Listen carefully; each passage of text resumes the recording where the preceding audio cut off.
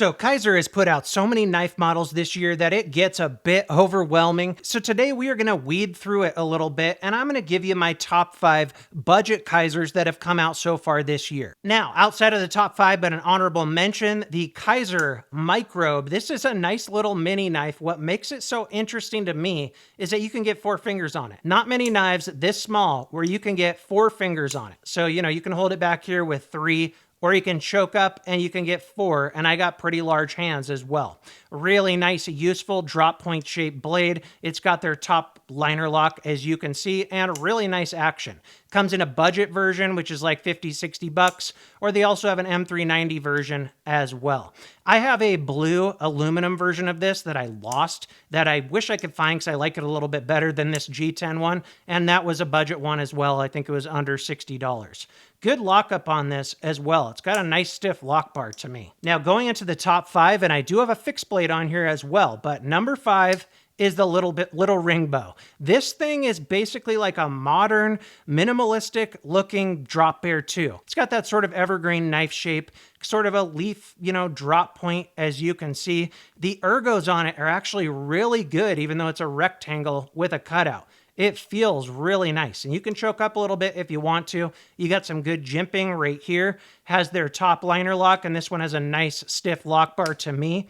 Really good action on it, and definitely reminds me of the Drop Bear 2. Detent, about in the middle. Could be maybe a little bit stronger, but I have no problem flicking it out. And I think this one, came out in the beginning of the year. Maybe it was already forgotten a little bit, but definitely in my top 5. I think it's a fantastic EDC knife and worth trying out, especially if you're a Drop Bear fan. Aluminum handles, reversible clip where it's got the screw on the bottom. Really like the way they did that.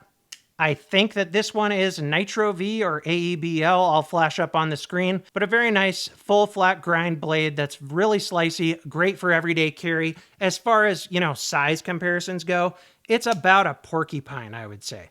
Yeah, those are really, really close in size. The Kizer Whiskey Jack. Now, this one is technically part of their Bladesmith series, but it's still under $100. This is the 10V, and so it's a little more. It's like 85 or so, but you can get this knife in the aeb-l version for 50 to 60 bucks. But the 10V, if you can swing it, is totally worth it because you get awesome edge retention from this steel. It's got a black coating on it because it isn't a stainless steel. Really sharp drop point blade. I love fixed blades like this. You can still get 3 fingers on it. It's close, but you can also connect a lanyard. But you feel nice and locked in. You got some good jimping up here. Great front pocket. Fixed blade. You could do a lot of work with this. Really nice looking micarta scales. Kizer's come out with a lot of models this year, and in a lot of ways, their fixed blades maybe were even more exciting. And I am going to have a budget fixed blade video, like a top 10 coming up, where I'll showcase a few more Kizers in that one. But this thing's fantastic. I would get the aeb-l version or the 10V version if you can swing it. aeb-l is still a great steel for a fixed blade, easy to sharpen, very tough, corrosion resistant, and it does come with this nice sheath, but for front pocket carry, you'll have to get yourself an ulti clip or something because it just has this belt clip. Number 3, the CO1C 2.9, aka the Sheepdog 2.9.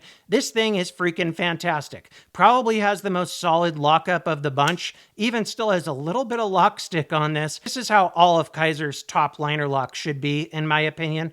It's got a really nice stiff lock bar and great action to it. The Sheepdog line is one of their most iconic. If this is too small for you, you could get a bigger version if you wanted to, but I really like this size for everyday carry. You can get all 4 fingers on it down here. You got some jimping, or you can choke up right here. You got a nice finger choil, and you can do a lot of work with this thing.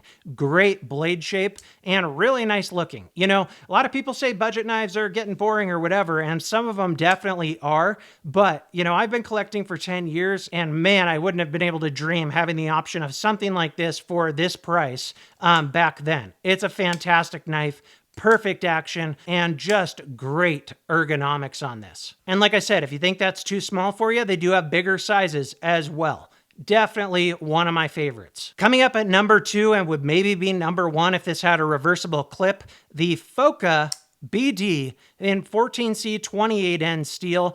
I love the blade shape on this. A really cool drop point blade that still has a lot of belly. Really, really slicey. Why I like this so much? Ergonomics are just freaking fantastic on it. You got some jimping right there, and then you can choke up. There's a little bit of a finger choil, and you got some jimping up there. Contoured micarta scales, and this also has a nice strong lockup. It's just got a tiny bit of lock stick to it, which I want from a lock like this.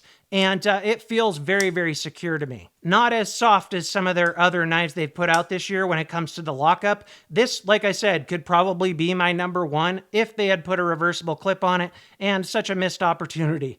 14C 28N steel, so a very solid steel. I think they have a higher end version of this as well with a super steel, but 14C is fantastic. Very easy to sharpen, decent edge retention, very tough, corrosion resistant. Fantastic knife. The ergos on this are really, really good. Just come on, Kizer. When it comes to these top liner locks, give us a reversible clip with a little filler tab there. It would have looked just fine. And I can guarantee you a lot of lefties would have made this their everyday carry. It's a really good knife. Great action. Good size. Let's see what the size is like compared to the porcupine on this one. Yeah, very similar again. The Phoca feels, it's hard to say, it feels like it fills out the hand a little bit more because of those contoured scales, but very, very similar in size to a porcupine. They've put out quite a few knives this year that are in that 3-inch range. But yeah, this one gets 2 thumbs up from me. If you're on the fence with this one, I definitely think it's worth it. And like I said, could even be my number one if it had a reversible clip, which is a bummer. And number one, the Begleiter 2.9. I like this one way more than I was expecting. I bought this off of TikTok Shop because I had like a $20 coupon and I'm like, shit, sure, I'll just try it out.